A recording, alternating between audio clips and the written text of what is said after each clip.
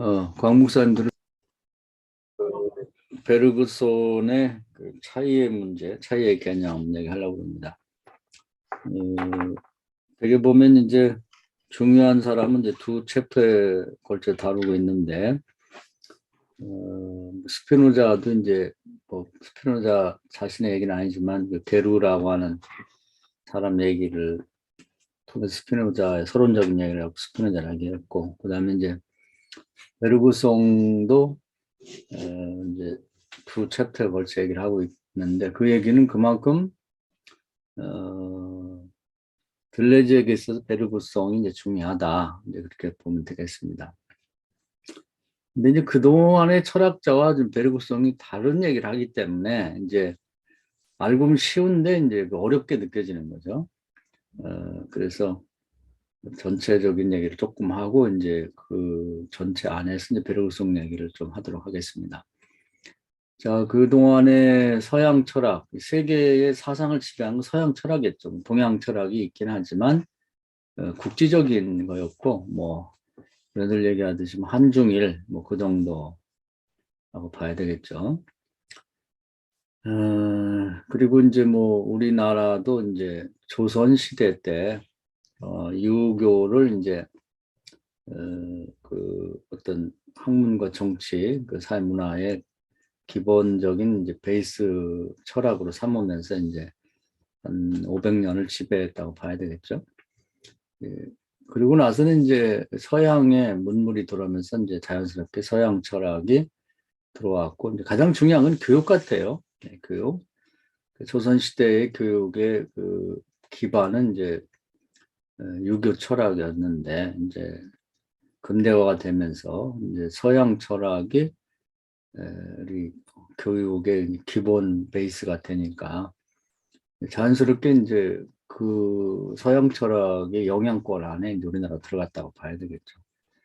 그리고 이제 동양 철학은 이제 과거의 추억만 남아있고, 이제 생활 속에 일부 자리 잡고 있고, 그 정도라고 봐야 되겠죠.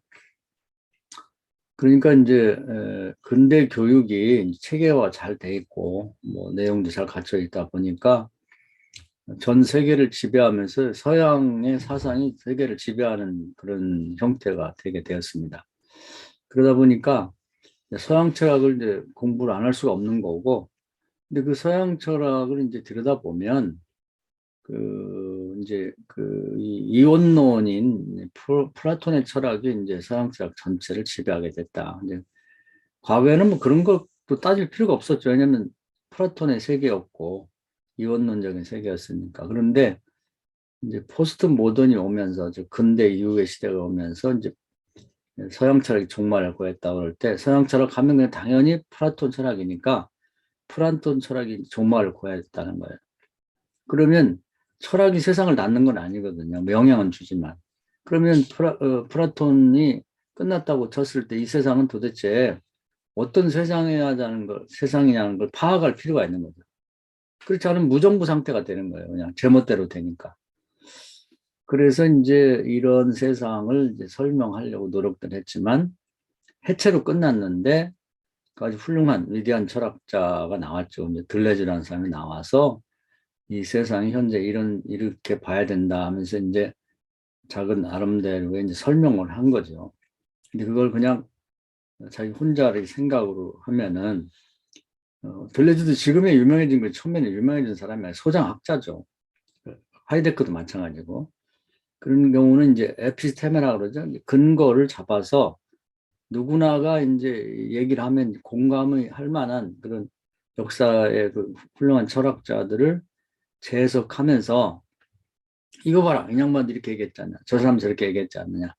근데 요즘 논문 쓰듯이 그렇게 해서 이제 자기 철학을 주장하는 거죠. 자기 하고 싶은 얘기를 그런 사람들의 어떤 그 철학을 이제 근거 삼아서 지지를 받고 이제 자기 얘기를 하는 거죠. 그런 의미에서 이제 되게 역사적인 걸 검토하게 됩니다. 하이데크도 그렇게 했고, 하이데크를 가장 좋아했던 들레즈도 뭐 거의 성경을 읽듯이 하이데크를 매일 읽었다고 그러죠. 그러면서 하이데크를 내가 따라가야겠다. 그래서 이제 이 플라톤의 시대로 다시 거슬러 올라가는 거죠. 어디서부터 문제가 생겼나. 그래서 가보니까 플라톤 철학 한마디로 그냥 간단히 얘기하면 이원론인데, 그 이원론이 이제 그 세상을 지배해 왔죠. 그 뭐 이제 서양 철학 자체를 지배했을 뿐 아니라 가장 큰 영향을 준 건 이제 기독교를 이원론화 시켜버린 거죠. 이제 기독교, 특히 어거스틴이 플라톤 철학을 받아들이면서 그걸 가지고 이제 기독교를 체계화시키면서 기독교 국가에 엄청난 영향을 많이 준 거죠. 그래서 지금 이제 천주교 개신교를 포함해서 세계 73억 인구 중에 한 23억이 이제 기독교 계통의 종교를 믿는다고 하는데, 그런 사람들에게, 근데 그 사람들이 대개는 이 문명사회라고 할 수 있는 선진국의 사람들입니다. 그러니까 세계에 엄청난 영향을 준 거예요. 플라톤 철학이. 또 기독교 영향을 주고. 근데 이제 이게 무너져 버리니까 이제 이걸 가만히 있으면 안 되죠. 이건 뭐 다 문제예요. 교육도 그렇고 세상 뭐 이 사회, 정치, 경제, 문화, 특히 종교도 그렇고 대혼란이 온 거죠. 모든 게 해체됐다 이렇게 돼버리니까. 그래서 세상은 이제 다 해체돼 가지고 이제 남은 게 거의 없고 뭐 어떤 주장이 있을 때는 이제 가치 다원론이 돼버려 가지고 그 사람의 소수 집단들이 생각할 때 니네들이 진리지 우리는 아니야 이렇게 돼버리는 거예요. 종교 다원주의. 중세는 뭐 기독교로 통일했기 때문에 기독교가 유일한 종교, 나머지는 다 이제 잘못된 종교가 돼버렸는데, 지금은 다종교 사회가 되다 보니까 기독교가 얘기하는 것도 니네들 이렇게 믿는 거지 나한테는 얘기하지 마, 네가 좀 너만 믿으면 돼 이렇게 돼버린 거죠. 그래서 모든 진리라는 것은 일시적이고 소수 집단의 그저 소수의 의견에 불과하다 이제 이렇게 돼버린 거죠. 그래서 남은 것이 아무것도 없어요. 심지어는 남자 여자 구별도 없고, 뭐 남자가 여자가 되기로 여자가 남자가 되기로 국가에서도 주민등록 내줍니다. 그렇게 돼버리죠. 그러니까 뭐 남은 게 뭐가 있어요. 결혼제도도 무너졌죠. 우리나라에서도 간통죄가 없어지면서 결혼은 뭐 누구 하든 뭐 그걸 비난하는 사람 자체가 그 인권에 위배됩니다. 위배가. 그래서 남자끼리 결혼도 하고 뭐 여자끼리 하기도 하고, 뭐 걔가 이쁘면 걔하고도 결혼할 수 있는 거 누가 뭐라고 하겠어요. 그러니까 남은 게 아무것도 없는 거예요. 가치라는 게.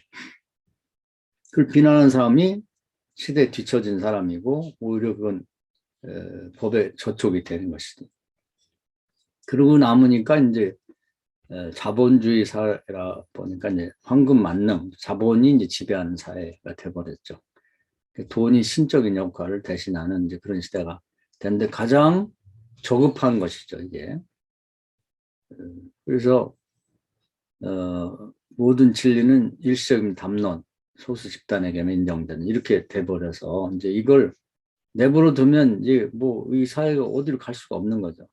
사람들을 설득하고 지금 현재 사는 이런 것이다 하는 걸 내가 반드시 어떻게 관철시키고 설명하겠다 이렇게 마음을 먹은 자체가 굉장히 그 위대한 일이라고 봐야 되겠죠. 들레즈가 이제 거꾸로 이렇게 쭉 역사를 거슬러 올라가 보니까 본래 그 아테네, 그리스 아테네 철학이 시작됐던 근데 원래 그 그리스보다 더 앞선 건 크레타 섬이죠. 크레타 섬에 있었던 어떤 그 철학의 단초가 그리스로 넘어가면서 그 당시 상당히 문명화되어 있었기 때문에 이제 그것이 거기서 더 발전하면서 풍성해졌죠. 체계화되고. 그래서 이제 그 당시에 다시 돌아가 보니까 이 그리스 본래 철학은 이론론이었어요. 이원론이 아니었다고. 그래서 이제 토착적이라고도 말하고 뭐 이렇게 해서 연구를 해보니까, 그런데 이제 그 철학이 이제 그 당시에 다양한 철학들이 있었죠. 뭐 회의주의라든지 뭐 금욕주의라든지 쾌락주의라든지 뭐 스피노자주의라든지 피타고라스주의라든지 다양한 철학자와 그 사람을 중심으로 한 학파들이 형성이 돼서 거의 동시대에 비슷하게들 이렇게 인정을 받고 자기 철학을 나름대로 전개를 했단 말이에요. 그런데 이제 그런 경쟁 관계 서로 시너지 효과였으면 그때 많이 발전했죠. 좋았는데 경쟁에서는 이제 살아남는 사람이 있고 이제 죽는 사람이 있죠. 학파도 살아남는 학파가 있고.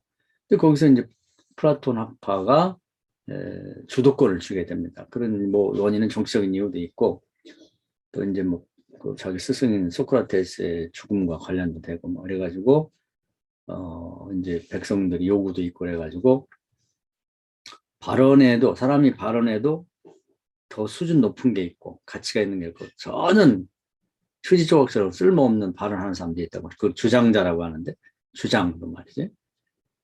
그러면서 이제 이런 것들이 이제 그 계층을 형성하게 됩니다. 그래서 그 사람이 주장이나 발언이 정답이 100이라고 그러면 어떤 사람은 90점짜리, 50점, 80, 뭐 30점, 빵점짜리가 있을 수 있다. 뭐 이런 식으로 하면서 이제 결국은 이제 이원론적인 사고를 하게 됩니다. 그래서 그것이 또 어떤 정치가들이나 이런 사람들이 또 학교 선생을 할 때 점수 매길 때 편하고 등수 매길 때 편하고 뭐 이제 가치를 평가할 때 편하고 그러다 보니까 그 시대의 요구가 부응되면서 이제 플라톤 철학이 이제 대세가 되고 그것이 기준이 되고 나머지는 별로 가치 없는 자들이 되고 그들이 주장하는 게 궤변으로 이렇게 그 폄하가 되면서 배제가 됐다고 봐야죠. 이게 나중에 이제 다음에 배우겠습니다. 구조주의 보면 왜 그렇게 되는지가 나오는데 역사에서 왜 이 주도권을 잡는 자가 나오는지 이건 뭐 누가 의도를 갖고 뭐 그렇게 해야지 그런다고 되는 게 아니라 주사위 노릇처럼 우연히 그렇게 이제 결정이 되는 건데 어, 그런 식으로 해서 플라톤이 이제 그 철학이 주도권을 잡으면서 나머지들은 그냥 참고로 공부하는 거고 이제 이게 모든 사회 전체를 지배하는 철학이 됩니다. 종교도 그렇고 뭐 윤리 도덕도 그렇고 뭐 정치도 그렇고 이런 식으로 다 이렇게 하게 되죠. 심지어는 이제 뭐 그 도시를 건설할 때도 보면은 그 거기에 이제 뭐 제일 높은 그 언덕에는 이제 신전이 있어서 거기는 이제 신적인 영역, 이데아의 영역처럼 돼버리고 그 밑에는 뭐 무슨 연극하는 곳이 있고 뭐 그다음에 운동하는 곳이 있고 그다음에 무슨 학교가 있고 그리고 시장이 있고 이런 식으로 이제 세팅이 딱 돼버립니다. 그래서 그 플라톤 철학의 기본으로 도시도 그대로 이렇게 형성을 하는 거죠. 그러니까 철학 하나가 지배력을 갖게 되면 모든 걸 다 지배하는 거예요. 그래서 나중에 이제 그 로마가 이제 그 그리스를 그대로 받아들이면서 이제 로마가 대책을 건설하는데 갈 때마다 아테네가 그 세팅해 놓은 그 도시를 건설하는 거죠. 그 지금도 가면 아테네 가서 볼 수 있는 파르테논 신전이나 뭐 극장 이런 것들이 로마군이 점령했던 지역마다 가면 다 유적이 남아있는 게 그렇게 된 거예요. 건축까지도 지배를 하는 거지. 근데 그래서 사상이란 무서운 거예요. 잘못된 사상, 또 좋은 사상이라는 것이 얼마나 그 영향력이 크냐면 인간의 그 영혼부터 그 육체와 뭐 문화 전반을 지배하는 거죠. 그게. 그런데 이제 거꾸로 올라가 보니까 본래는 이론론이었는데 이론으로 바뀌었다. 그래서 이제 그 본래로 돌아가서 다시 시작하자. 그래서 이제 그 여러 학파 중에서 이제 들레즈가 이 시대를 설명하기에 가장 좋은 것을 골라보니까, 쾌락주의, 아니, 쾌락이라는 게 지금 얘기하는 막 이렇게 막, 타락한 쾌락 그걸 얘기하는 건 아닙니다. 이제. 그것은 뭐 지금 얘기할 얘기는 우리가 많이 얘기했으니까. 그런데 그 이론론을 가장 잘 설명하는, 근데 그분이 철학 책도 많이 쓰고 주장도 많이 했는데, 플라톤에게 밀리는 바람에 자료고 뭐고 다 없어지고 궤변론자로 전락을 했는데 마침 그의 사상을 잘 이어받은 루크레티우스라고 하는 철학자가 남긴 자료도 있고 주장도 아주 선명한 거예요. 그래서 그 사람 하나 고대에서 근거로 삼은 거 에피스테메 하려고 이제 찾은 거죠. 그 사람의 철학을 앞에 놓고 고대를 이제 대표하는 이론론자로 놓고 그다음에 중세로 내려오는데 중세에는 없어요. 그냥 플라톤 철학으로 도배가 되어 있기 때문에 중세 철학하면 기독교 철학인데 정말 이론론의 입장에서 암흑기야. 그래서 찾을 수가 없고 그다음에 근대에 넘어와서 이제 찾아보니까 스피노자가 있는데 아주 너무너무 이제 이 들레즈가 쾌재를 불렀어요. 자기가 기대하고 소원했던 걸 거의 완벽에 가깝게 이렇게 체계화시킨 이론론자가 있었죠. 그래서 그분의 철학을 기반 삼고, 그래서 이 양반은 이제 이 세상은 이원론이 아니다. 뭐 따로 어디 뭐 초월적인 이데아나 뭐 신이 있고 뭐 또 이상의 뭐 진료 세계 뭐 이데아가 분열돼 갖고 이런 식으로 세상을 보는 건 잘못된 거다. 상상의 산물이고 그 신의 세계는 그런 게 아니다. 그러면서 보이는 세계와 보이지 않는 세계가 이제 뭐 원자라고 딱 표현되지 않지만 보이는 세계는 우리 육신의 눈으로 볼 수 있는 원자로 구성이 되어 있고 보이지 않는 세계도 똑같이 있는데 육신의 눈으로 볼 수 없는 원자 같은 형태 그런 것들이 구성이 되어 있다. 그리고 공간이라는 것도 우리가 허공이라고 뭐 하늘이라고 하는 것도 우리 육신의 눈에 아무것도 안 보이는 것 같아도 사실은 보이지 않는 그런 어떤 알갱이라고 할까 그런 것이 꽉 차 있다는 거죠. 뭐 우리가 요즘에 이제 힉스다, 뭐 암흑 물질이다, 뭐 이렇게 여러 가지 표현하는데 거의 99.9%가 꽉 차 있는 거예요. 이제 근데 사실은 100%가 다 차 있는 거지. 그런 식으로 이제 세상을 설명하면서 이제 세상에 우리가 늘 주목하는 이제 신과 인간과 자연이 어떻게 이렇게 우리가 눈에 보이는 형태가 있다가 다시 되돌아가는지 이제 그런 걸 이제 공감이 가게 설명하는데 이원론이 지배하던 시대에는 말이 안 되는 거예요.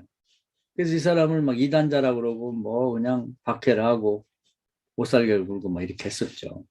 근데 이제 이론론 시대가 지금 되고 보니까 인양반이 이제 부각이 되면서 맞아 인양반이 뜨는 거지 말하자면 이 사람이 진짜였구나 이렇게 된 거예요. 그러면서 이제 니체에 와서 뭐 중간에 뭐 여러 철학자들이 있죠. 그 다 에피스텔 삼으려고 하는 거예요. 그래서 이원론자 입장에서 뭐 슈미나 또 뭐 루소나 뭐 칸트나 이런 사람들을 해석하는 거 하고 그런 입장과 견해를 조명하는 거하고 이론론과 조명하는 거하고 다르죠. 그러니까 큰 철학자들은 이론론으로 보면 보이는 그런 것도 결이 있고 또 이원론의 입장에서 보면 보이는 결이 또 있는 거죠. 어떻게 해석하냐는 해석하는 사람이 나름대로의 자유죠, 자유.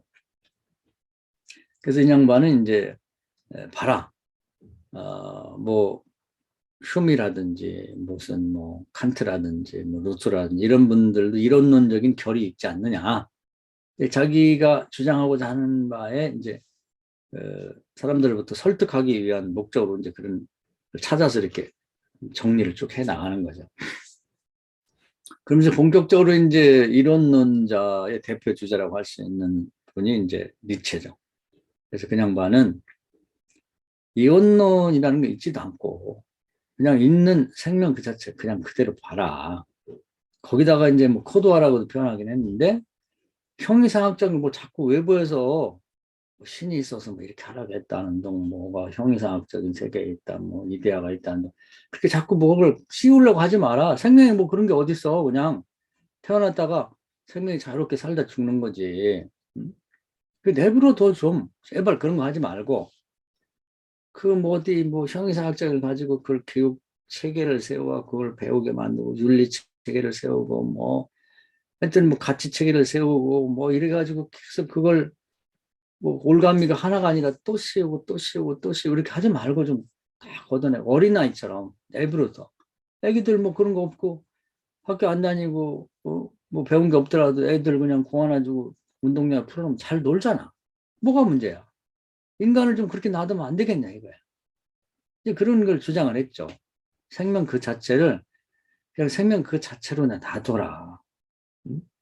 그러면서 뭐 여러 가지 설명을 했죠. 저도 뭐 설명을 했습니다만은 저 말들이 저 뭐 광야에서 야생마들 막 뛰어다닌단 말이야. 뭐 새끼 낳고 뭐 좋아하고 가다가 쉬고 싶으면 쉬고 물 먹고 싶으면 먹고 그냥 자고 싶으면 자고 막 뛰어다니는데 뭐가 문제야?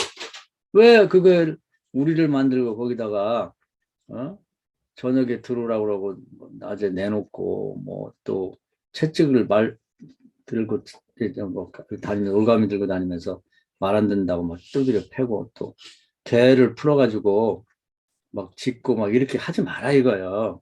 그런다고 걔도 행복하겠냐 이거야. 더 좋냐, 건강하냐. 내버려 둬. 마음껏 떠다니게. 인간도 똑같다는 거야. 좀 내버려 두라는 거야. 제발 좀. 무슨 뭐, 이제, 그래서 그 중세 막 신의 이름으로 이렇게 올물 막 만들어가지고, 요람에서 무덤까지. 모든 나이별로, 과정별로 그냥 다 타치를 받아야 되고, 조직과 계약과 법에 의해서 말이야. 그냥 다 그걸, 거기 벗어나지 못하게 만들어. 그냥 숨 막혀 죽을 것 같아. 그것을 이제 다 걷어냈더니 또 공산주의라는 것들이 와가지고 또 천주교 못지않게 또 올가매는 거예요. 말 안 들으면 천주교 때는 막 화형시키고 단두대에 죽이더니 이건 숙청이라고 그랬고 막 더 무섭게 죽이는 거지. 또 그다음에 무슨 심리학이 와갖고 뭐 프로이드가 어쩌고 하면서 또 그걸로 막 다 올가매가지고 아기 때부터 뭐 임신한 여자분들에 대한 뭐 심리학, 뭐 태중의 아이의 심리학, 뭐 그 요람에서 무덤까지 또 다 올가미를 씌우는 거야. 그 좀 제발 안 하면 안 되겠냐 이거야. 또 개신교 프로테스트 하고 나왔는데 또 뭐 유아세례 받고 뭐 어떻게 해서 어떻게 해야 되고 뭘 배워야 되고 아휴 숨막히다. 좀 생명을 생명되게 내버려 두라 이런 얘기. 그것이 이제 니체가 외친 거예요. 그러고 나서 이제 베르그손에 오게 됩니다. 그런데 이제 베르그손은 우리 철학에 이제 두 가지를 중요하게 생각했죠. 보다 배우의 더 근원적인 걸 찾는 거. 그리고 이제 단면을 잘라서 그 내부를 심화시켜 들여다보는 그 프로세스를 보는 거. 이게 이제 철학의 두 가지 방법론이라고 그랬죠. 그래서 이제 그 생명을 생명력에 내부로 두다는 것이 이제 니체가 주장했고, 그것이 100년 전에 얘기할 때는 안 먹겠지만 지금 니체의 시대라고 그랬죠. 근데 좀 자유롭게 내버려 둬라. 뭐든지 하다못해 결혼 제도는 인류가 끝까지 이제 끌고 가려고 그랬는데 그 프랑스 중심의 그68 운동 혁명 때부터 시작해갖고 소위 그 목태통의 철학을 이제 그걸 받아들이면서 우리가 피처럼 생각하는 그 재산도 이 공동의 소유로 만들었는데 공산화를 했는데 우리가 성의 공산화를 이루자. 왜 꼭 내 아내가 내 아내만 돼야 되냐? 또 내 남편이 왜 꼭 내 남편만 돼야 되냐? 모두의 남편이 되면 안 되냐? 성의 공산화를 선언하면서 이제 인류가 끝까지 지키고 싶었던 이 어떤 결혼제도마저 이제 폐기 처분하면서 아무것도 남은 것이 없는 거죠. 무정부 상태가 돼버립니다. 그래서 모든 올가미를 다 걷어내고 심지어는 그러다 보니까 이제 성의 정체성, 남자가 남자로 살아야 되고 여자가 여자로 살아야 되는 것마저도 다 폐기 처분 돼버렸단 말이에요. 그 자유를 이게 그 삶의 생의 자유를 선포해 버렸는데 그런데도 이제 이 생이라는 게 가만히 있지 않고 살아있는 한 계속 변화하고 움직인단 말이에요. 그래서 이제 그 생의 내부를 들여다본 거예요. 그 프로세스를. 우리가 이제 그런 것들이 이제 고대부터 시작이 됐죠. 예를 들면은 플라톤이 이제 이렇게 이데아가 이런 진료의 속에 분유된다고 할 때 그건 순식간에 분유가 되는 건데 분유된 이데아가 이제 이데아 본래의 세계로 돌아가고 싶어 하죠. 그걸 에로스라고 그래요, 에로스. 근데 그것이 이제 돌아갈 때 어떻게 돌아가느냐. 플라톤은 그냥 죽는 순간에 휙 돌아가는 걸로 되어 있는데, 아리스토텔레스는 그걸 내부를 들여다봐서 한 번에 가는 게 아니고, 가능태가 현실태가 되고 또 가능태가 현실태가 되는 방식으로 간다. 이렇게 얘기를 했고, 프로투니스는 이걸 조금 더 발전시켜가지고, 이 이데아가 분유될 때 어떻게 분유가 되느냐. 그 이제 일자가 이제 뭐 이데아 자체라고 한다면 우주 이성에서 영혼에서 화풍수토에서 그다음에 순수 진료의 세계로 이렇게 내려오고 또 올라갈 때도 역시 거꾸로 순수 진료에서부터 화풍수토로 영혼으로 우주 이성으로 그다음에 일자로 그래서 화합을 할 때 엑스타시한 경험을 하게 된다. 그래서 그 내부를 들여다보면서 프로세스를 이렇게 설명했단 말이에요. 정말 그런지 안 그런지 몰라. 그러나 시대 사람들이 공감을 획득했단 말이죠. 근데 그걸 하나가 그렇게 개발이 되면 그걸 가지고 이제 써먹는 거지. 그걸 기반으로 해서. 그 천주교에서도 어떻게 그리스도가 이 땅에 강림하는가, 성령이 오는가. 그래서 이제 뭐 그런 기반을 가지고 이렇게 설명을 하고 어떻게 올라갈 건가, 신에게 도달할 것인가를 또 그런 체계를 기반으로 설명을 하고 그래서 활용을 하는 거죠. 하나의 철학이 탄생하게 되면 그걸 다양한 방법으로 활용을 하는 것입니다.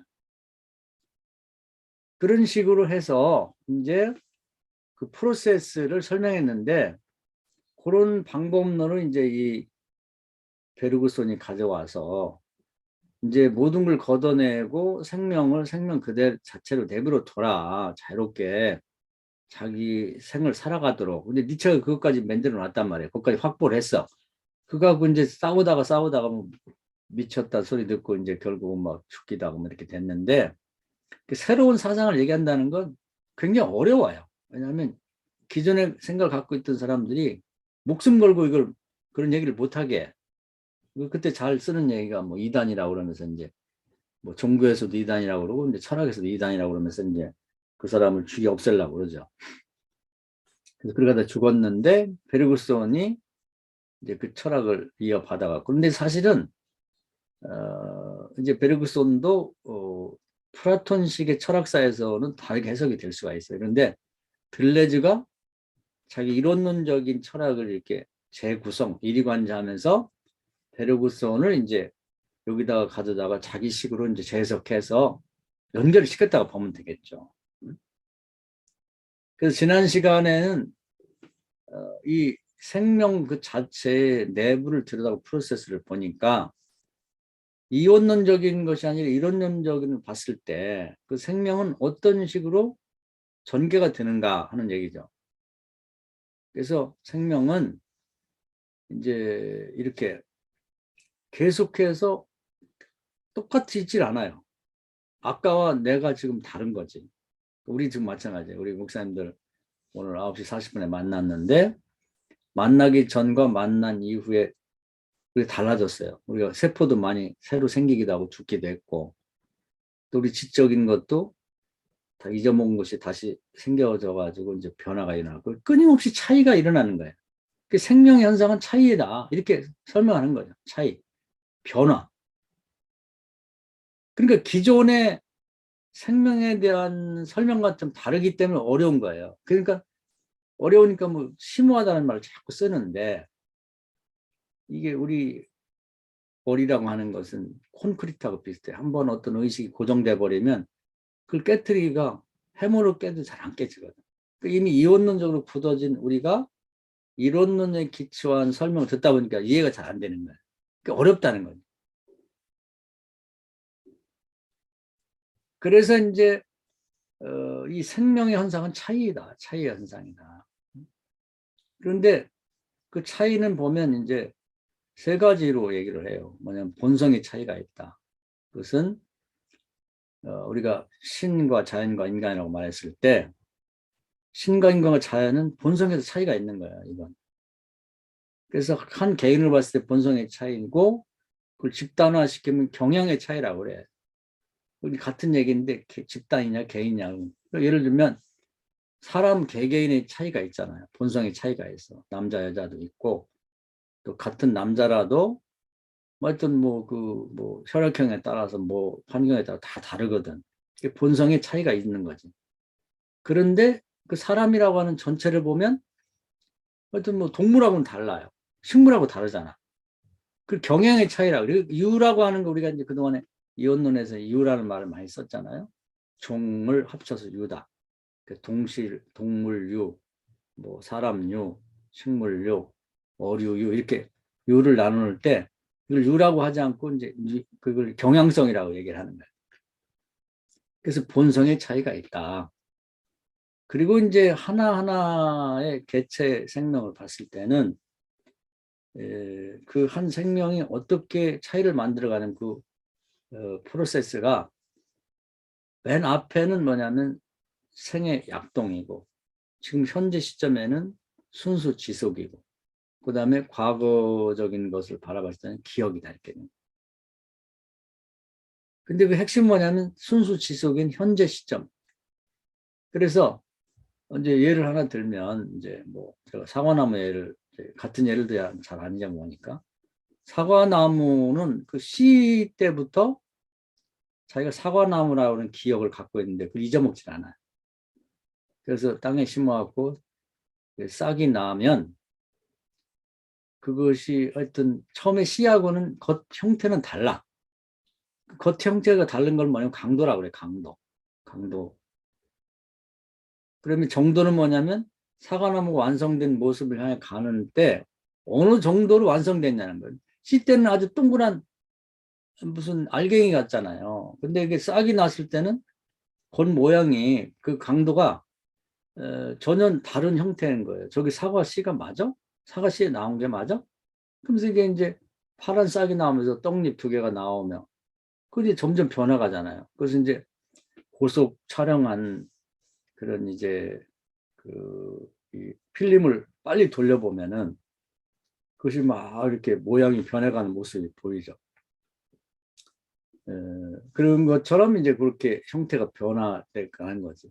그래서 그런 걸 강도의 차이라고 하는데 사과나무는 씨 때도 자기가 사과나무라는 기억을 갖고 있고 떡잎이 나오는 어린 새싹 때도 갖고 있고 그것이 이제 나무 형태를 갖춰지면서 쭉 자라가지고 나중에 사과 씨를 담은 사과가 열릴 때까지 계속해서 사과나무라는 기억을 갖고 있는 거예요. 생명 현상이 그런 거죠.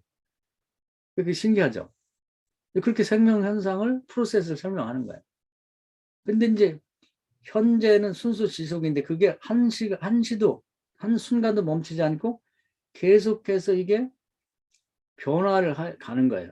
아까 전에 사과나무의 그 자라는 그런 형태와 다르게 이제 계속 차이를 만들어가면서 이제 앞으로 나가는 거죠.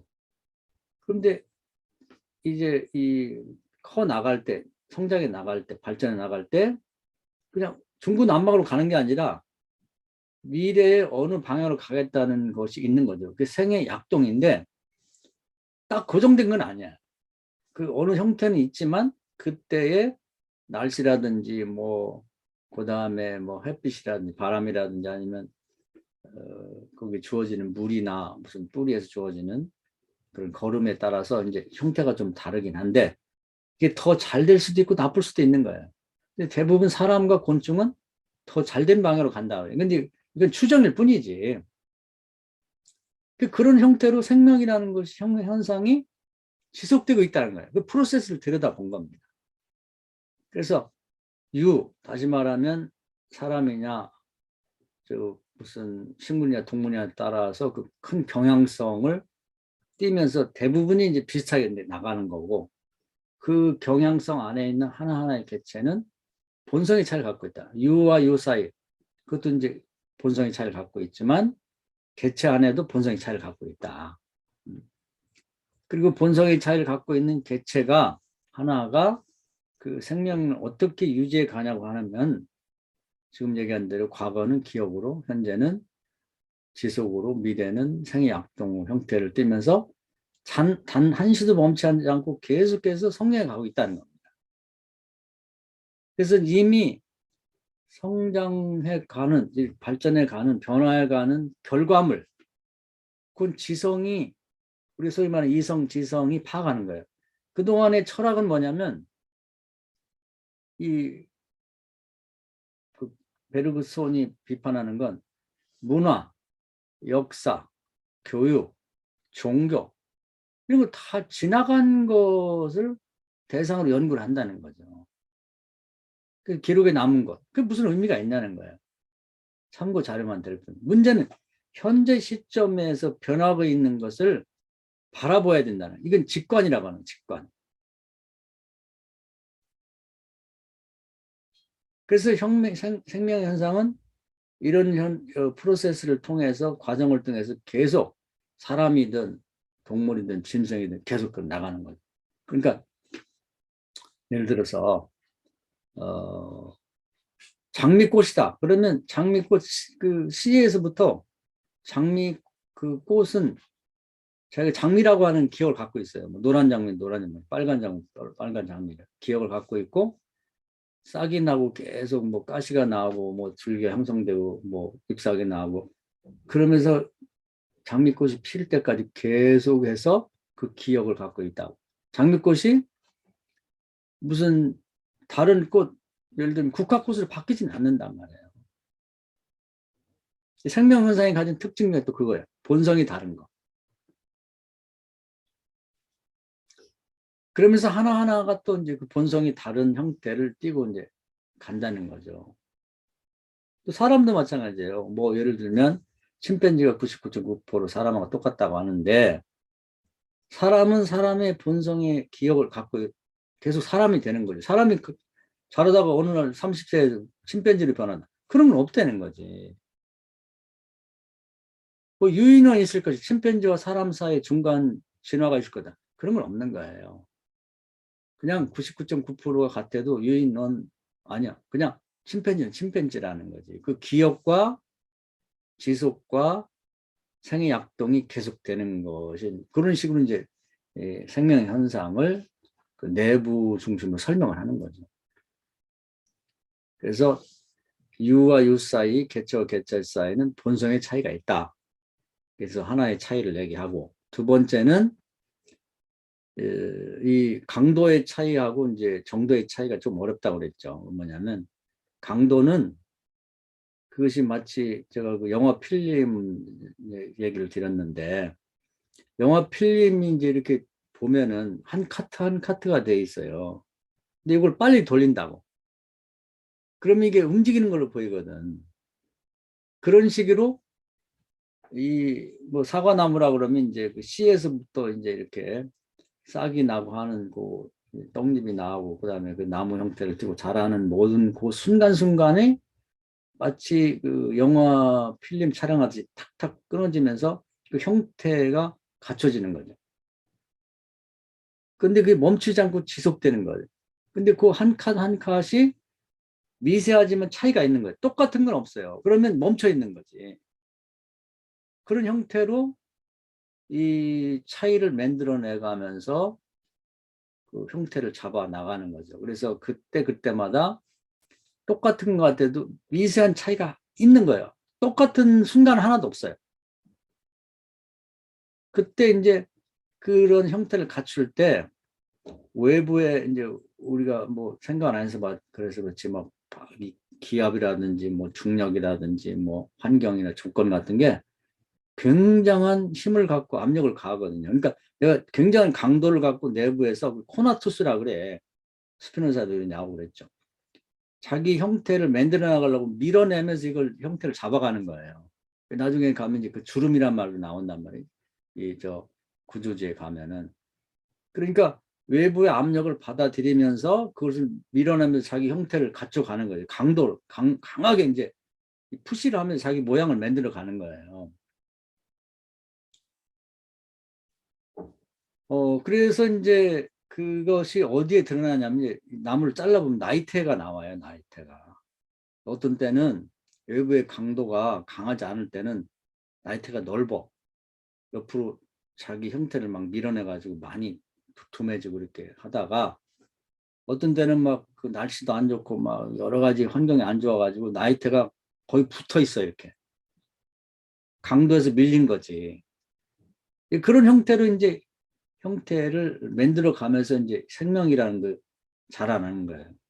지금도 이제 우리나라도 과거에 뭐 조선시대 후기나 우리 어릴 때만 해도 뭐 먹는 게 시원찮고 또 외부의 환경이 안 좋았어요. 사는데도. 그러다 보니까 사람들이 좀 자라. 키도 작고 왜소하고. 근데 요즘 애들은 환경이 좋아졌거든. 이 강도, 자기 자신 내부에 영향도 충분하고 뭐 우리처럼 막 일을 많이 한다든지 뭐 여자들도 막 머리에 막 이고 다니고 뭐 요즘에는 애들 뭐 힘들다고 말해요. 책가방도 다 놓고 다니고. 우리 때만 해도 여학생들도 보면 막 도시락 두 개에다가 막 그 연약한 팔에 말이죠. 그 이렇게 배낭도 못 메고 다니겠고 꼭 손에 들고 다니겠어요. 이거.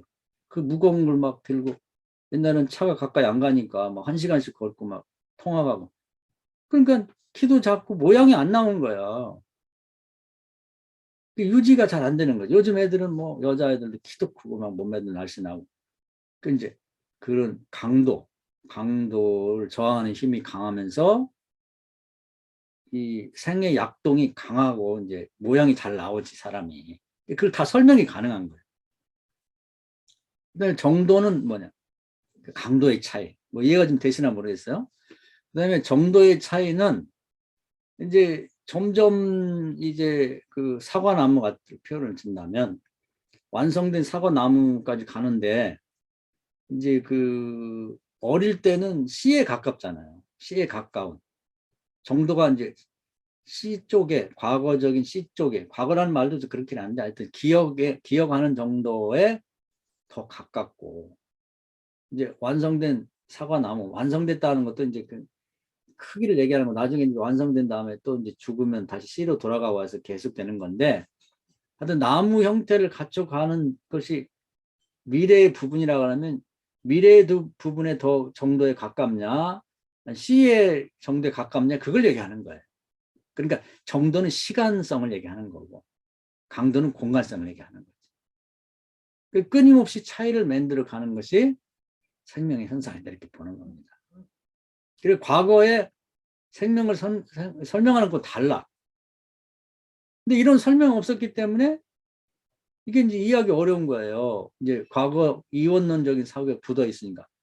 이원론적인 사고를 보면 쉽잖아. 그 이데아에서 그렇게 하라고 준 거야. 그 완성된 이데아를 향해서 자라가는 거지. 이렇게 하는 거 이데아가 없다는 거예요.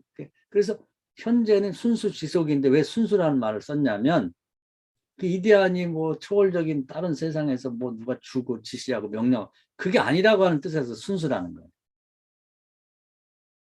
그것이 없는 상태에서 생명 그 자체의 내부를 그냥 순수하게 들여다보는 거지.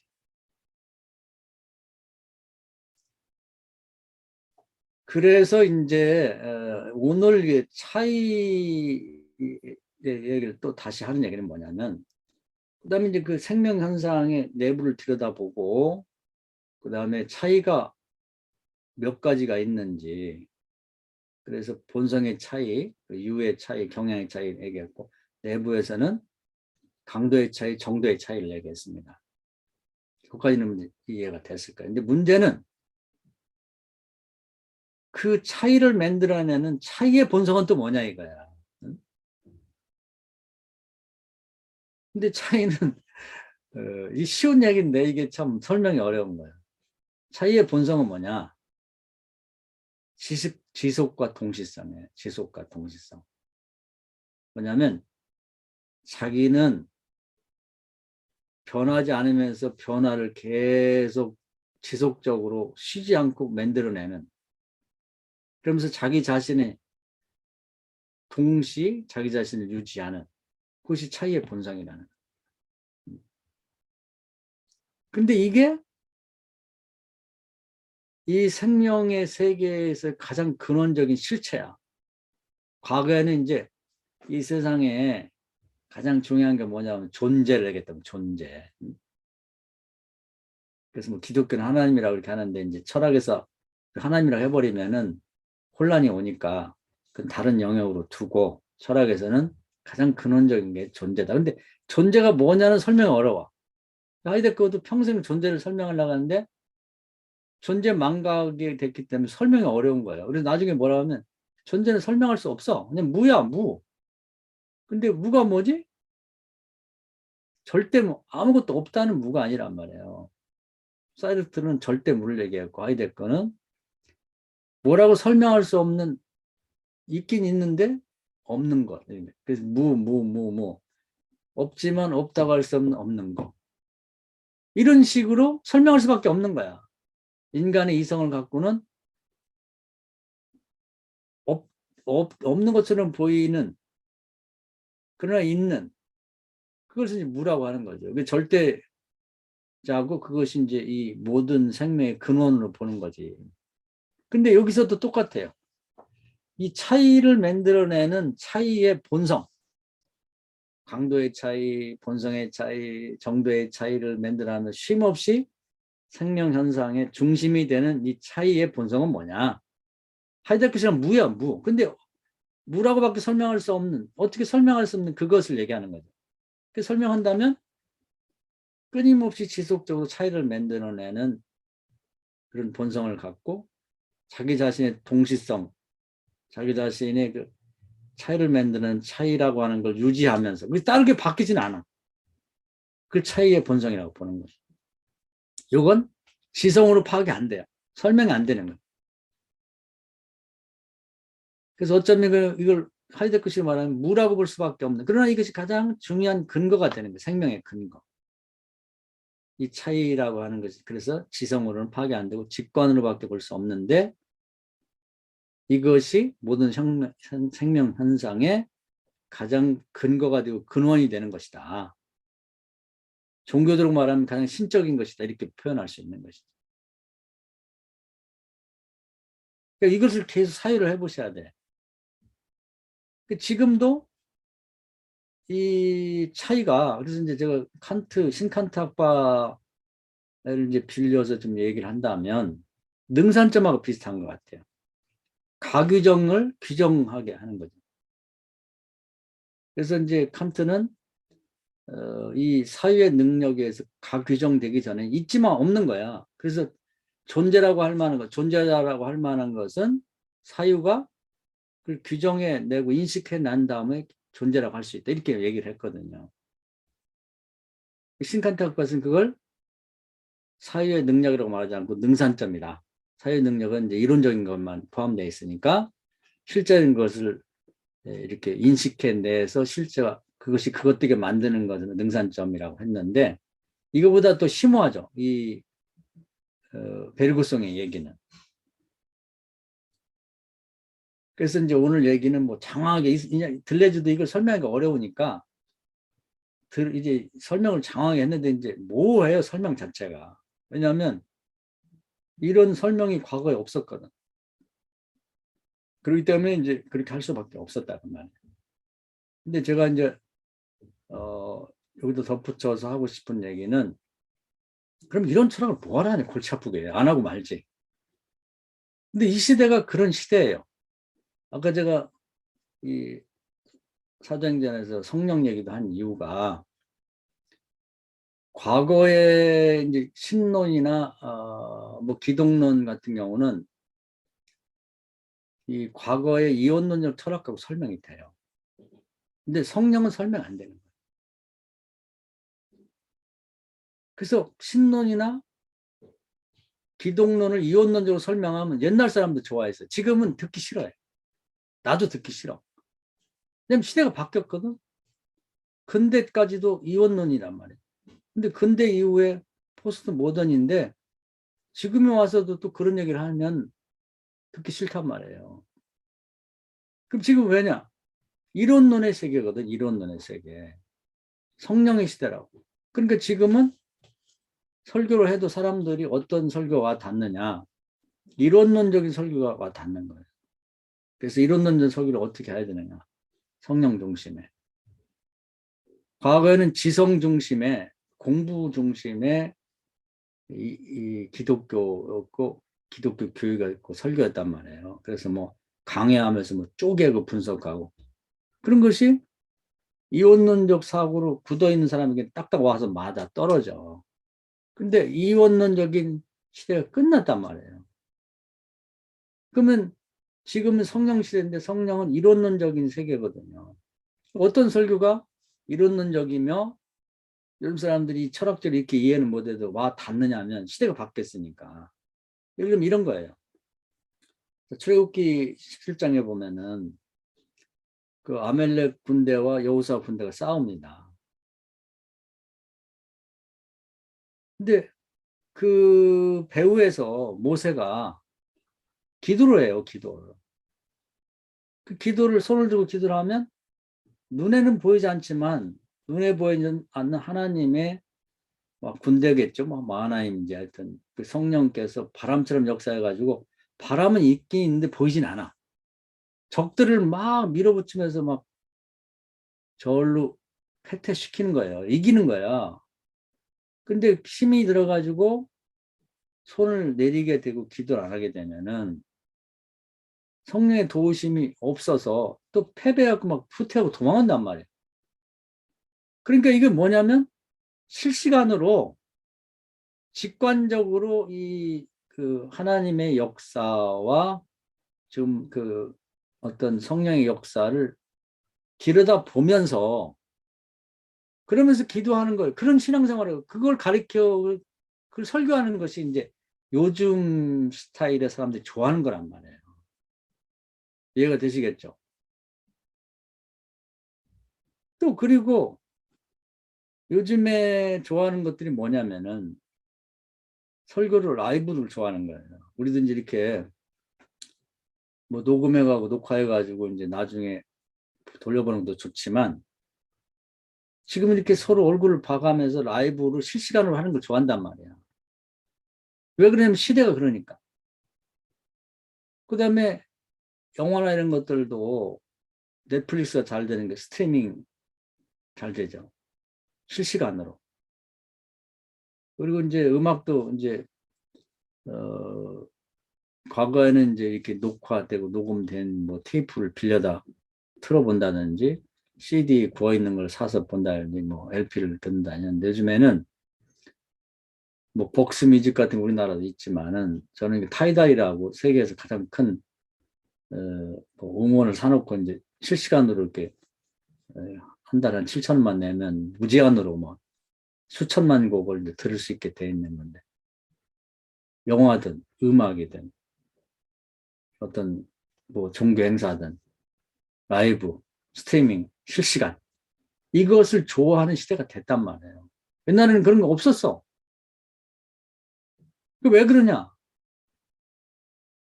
베르그손식의 철학적인 이론론 시대가 됐기 때문에 직관적으로 지금 실시간으로 거기를 보면서 참여하는 그 변화, 이렇게 직접 변화는. 그러니까 우리가 뭐 축구도 나중에 뭐 이겼나 졌나만 보면 되는 거지. 그게 아니라 실시간으로 지금 이거지는 그 현재 그 직관하는 거, 요즘 직관이라는 말로 많이 쓰는데 그걸 좋아한단 말이에요. 그런 시대가 됐다는 거지. 그 베르그손 철학을 알아야 직관적인 그런 그 철학적인 베이스, 그런 철학적인 상황에 맞게 성경의 내용들도 뽑아가지고 그걸 그런 방식으로 설교해야 돼야 사람들이 철학은 몰라도 와 닿는단 말이에요. 아, 이렇게 신앙생활 하는 거구나. 그래서 지성의 대상으로서의 설교가 아니라 직관의 대상으로서의 설교를 해줘야 된다는 겁니다. 이게 다르다는 거지. 그래서 철학을 베르그송식의 철학을 공부를 해야 됩니다. 예를 들면 하나 더 예를 들면 성경에 많은 본문이 있지만 지성의 대상으로서의 본문을 뽑아서 그런 방식으로 해가지고는 기독교가 이 시대에 적응할 수가 없는 상황에 진리식으로 상황에 맞는 복음을 재해석해 전할 수가 없다는 겁니다. 예를 들면 전쟁 얘기도 마찬가지예요. 그 제가 사무엘하 오정을 좋아해서 많이 소개도 드리고 그랬는데 그 다윗이 이제 전쟁이 났을 때 늘 먼저 기도하죠. 그럼 하나님이 이 전쟁은 나에게 속하는 것으로 내가 앞서 싸울 테니까 너는 뒤따라와라 이렇게 말씀하시면 항상 그렇게 전쟁을 해서 항상 이겼거단 말이에요. 하나님과 싸워서 이길 적들은 없기 때문에. 근데 그때 뭐라고 하냐면 출애굽기 14장에 보면 그런 말씀이에요. 하나님이 너는 가만히 있어 내가 하나님들을 볼 자다. 그 얘기는 뭐냐면 그 아까 출애굽기 17장에 모세에게 했던 것과 똑같은 거예요. 전쟁이 일어났을 상황에서 이렇게 또 어떤 하나님이 개입해 역사할 때 그것을 딴짓하지 말고 가만히 들여다보라는 거예요.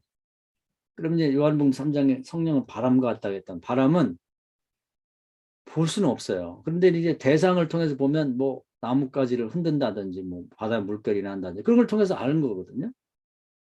그러니까 하나님 역사는 그런 식으로 역사하는데 블레셋과 전쟁을 할 때 하나님한테 그런 약속을 받고 가서 전쟁하는데 싸우는 사람들은 뭐 정신없으니까 그걸 못 보는데 모세가 여호사 군대 뒤에서 기도하며 바라봤던 방식으로 뭐 그 성경을 잘 아니까 다윗이 기도하고 바라보니까요.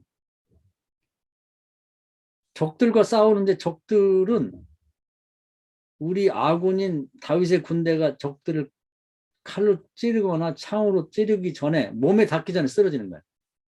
하나님의 신이 하나님 군대가 앞서가면서 적들을 무너뜨리는 거죠. 그러니까 아니 쟤들 왜 넘어지지? 이제 아군의 입장이 그렇게 되는 거고 적군의 입장에서는 아니 다윗의 군대가 나를 창으로 찌르거나 칼로 찌르는 일이 없는데 왜 내가 스스로 넘어지냐 이게?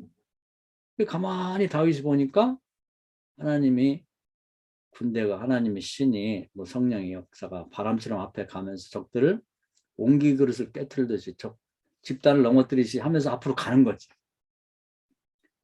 직관적으로 그걸 바라보는 거예요. 그게 직관이라는 거예요. 제가 지난학기 저지난학기 쭉 가면서 기도하고 바라보라는 얘기를 많이 했습니다. 그게 바로 베르그선 철학이에요. 실시간으로 기도한 다음에 하나님이 예를 들어서 공부 안 하는 자식이 있는데 뭐 야고보서 1장에 보면 지혜가 부족하면 구하라 후히 주지 꾸짖지 않는다는 약속이 말씀이 딱 세팅돼 있잖아요. 그리고 이제 그게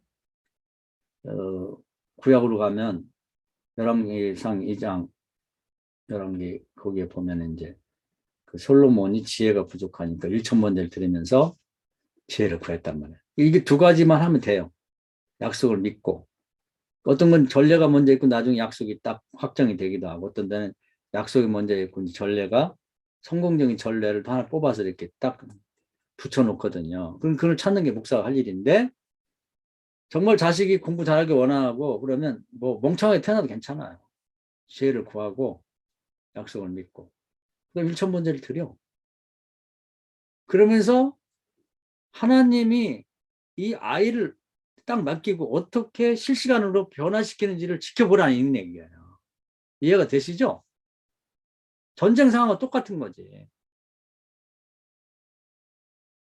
남편을 변화시키고 싶다. 같이 하는 거예요. 약속과 전례를 찾아가지고. 우리 남편이 정말 멍청해. 목사는 목사인데 공부도 안 하고 그냥 먹기만 좋아하고 뭐 놀러만 다녀. 부인이 사모가 1,000번째 드리고 약속을 믿고 계속 기도하면서 하나님 실시간으로 남편을 어떻게 변화시키는지. 이 양반이 안 나가? 왜 당신 안 나가? 아, 이제 정신 차리고 좀 공부 좀 해. 달라진다는 거예요. 그러면서 그 순간순간을 놓치지 말고 실시간으로 하나님이 개입하셨구나. 하나님 참 감사합니다. 묵도. 우리가 그 아브라함이 며느리로 종이 갔을 때 순적하게 하나님이 개입하고 역사하는 걸 보고 하나님 순적하게 우리 주인의 며느리를 얻게 하셔서 감사합니다. 묵도하는 장면이 나오잖아요. 그 굉장히 은혜로운 얘기예요. 느헤미야 2장에도 보면은 그 황제의 마음을 바꾸는데 딱 하나님이 개입하시는 걸 보고 실시간으로 그걸 지켜보고 있다가 조금의 차이인데 정말 차이가요. 그 황제가 평소에 관심도 없다가 이제 술 한 잔 이렇게 대접하려고 네명하니까 황제가 얘기를 합니다. 너 얼굴이 왜 이렇게 수척하냐? 옛날 같으면 이제 수척하다 그러면 잠깐 죽을 수가 있는 거예요. 왜냐하면 황제의 마음을 좀 속상하게 했기 때문에 죽을 수도 있는데 아주 그 연민이 가득한 모습으로 그 평소하고 조금 차이잖아요. 이 차이라는 거 그걸 포착하는 거지 직관적으로. 그게 이제 베르그송의 철학이거든. 이 양반이 마음을 변화시켰군 하나님이. 그때 느헤미야가 딱 묵도한다는 얘기가 나오거든요. 그런 걸 우리가 알아차릴 수 있어야 되는. 베르그송의 철학을 모르면 이런 걸 그런 내용이 성경에 있어도 그 포착을 못한단 말이에요. 그 차이를 직관적으로 파악한 다음에 딱 얘기를 하는 거야. 하나님 마음을 열었고 하나님 감사합니다. 그러면서 평소에 자기가 준비했던 얘기를 하는 거예요. 우리나라에 지금 뭐 조상들의 무덤이 파헤쳐지고 있습니다. 그러면 안 되지. 내가 뭘 도와줄까? 우리나라에는 중동 지역에 나무가 없으니 임금님이 다니는 가장 그 산림, 그 나무들이 우거진 그곳에 그 감독관한테 저희 성전을 개축하고 필요한 나무 무조건 많이 베어가도록 그좀 명령해 주십시오. 그래, 그렇게 하라. 제가 저기 나라 재건한테 갔다 와야겠습니다. 휴가를 주십시오. 그리고 얼마나 가? 3년. 우리 갔다 와. 거기 가려면 뭐 127개 나라가 국경선에 있어 갈 때마다 검문당하는데 빨리 가야 되니까 무사 통과할 수 있도록 황제의 무사 통과증을 써주십시오. 그래. 그 포착하는 힘이 하나님이 계획해서 역사하는 그 순간을 포착한 직관이 그것을 만들어낸 거예요. 지금 이 성령의 역사하는 시대는 그리고 이 이론론적 세계 세상으로 바뀐 시대에는 이 성경을 이런 식으로 봐야 되고 이걸 중심으로 봐야 되고 이런 식으로 설교를 해야 되고 이렇게 사람들을 가르쳐야 된다는 얘기예요. 그러니까 베르그소는 철학 그 자체만 공부하면 이 골치 아픈 걸 뭐라 하지? 베르그소는 철학을 모르고서야 어떻게 이렇게 설교할 수 있겠냐는 거예요. 이 시대 사람들을 파악해서 거기에 맞게 세수를 세부대에 담아 전할 수 있겠냐는 얘기입니다. 그래서 이제 기도하고 바라보라는 얘기에는 베르그선 철학 그 자체가 가장 일반적인 용어로 그냥 늘 입에 배도록 하는 얘기지만 그 깊이를 들어가 보면 이런 것이 베이스에 깔려 있다는 얘기입니다.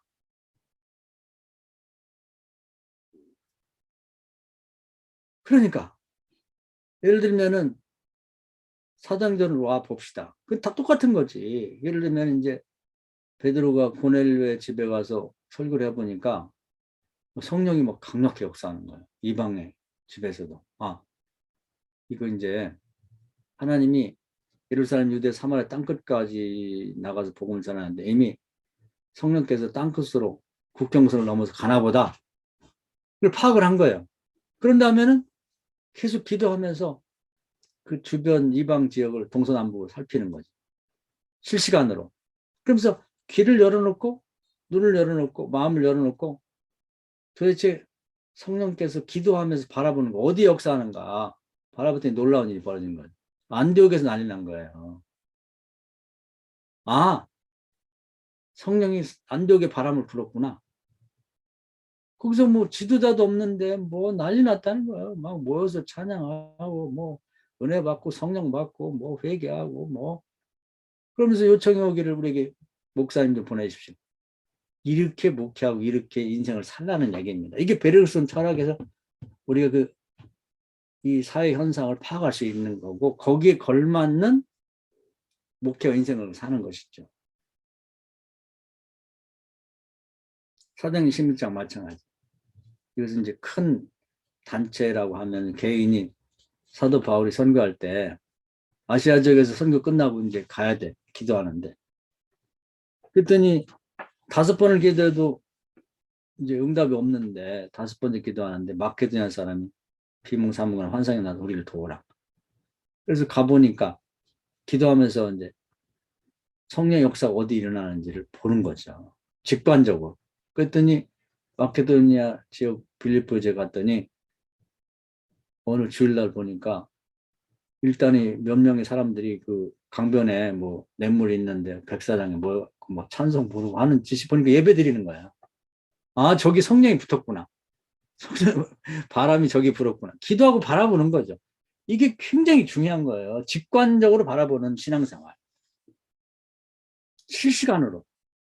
그러니까 배움 따로 있고 내 신앙생활 따로 있는 게 아니라 이것이 하나로 뭉쳐진 이론론적인 신앙생활이 가능한 때가 왔기 때문에 비로소 이제 성령의 역사에 걸맞는 신앙생활이 이런 거라고 하는 것을 이론론적인 베르그송의 철학에 의해서 이제 우리가 명확하게 이해하고 추구할 수 있게 됐다는 얘기입니다.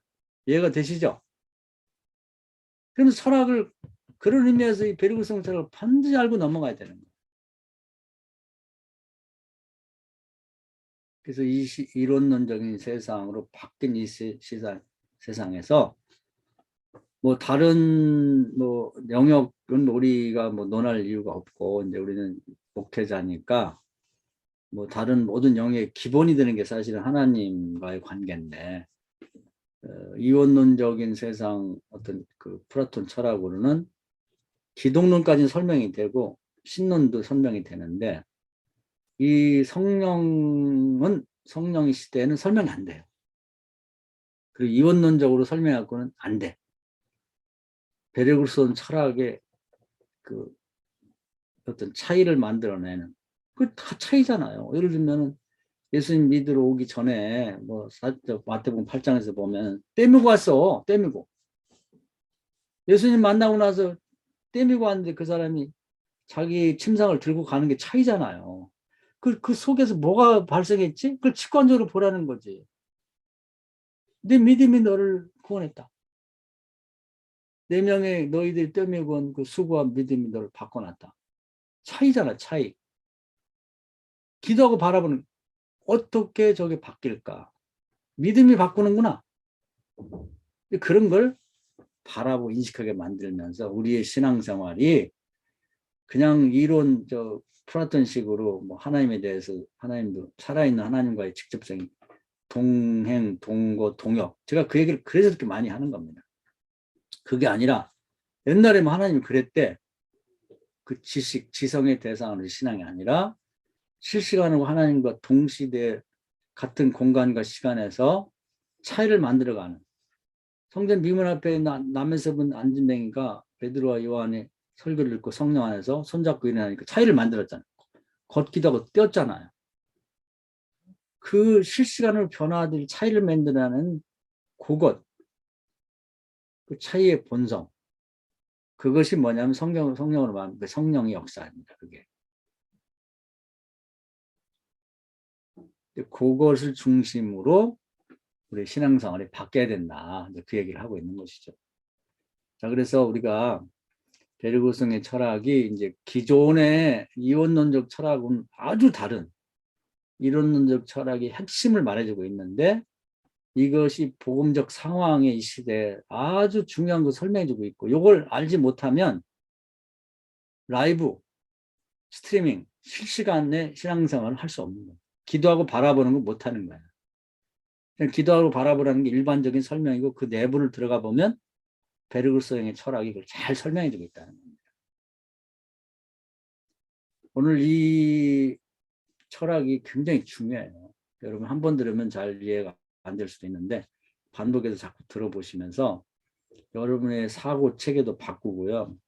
목회 스타일이나 성경을 이게 본문을 택하는 거나 해석해서 설명하는 것도 바꾸셔야 되고 교육도 바꾸셔야 돼요. 그러면 한 명 한 명이 살아있는 그리스도가 하셨던 일이 그거거든요. 그런 예수가 하셨던 일을 계승 발전할 수 있는 그런 신앙이 될 거예요.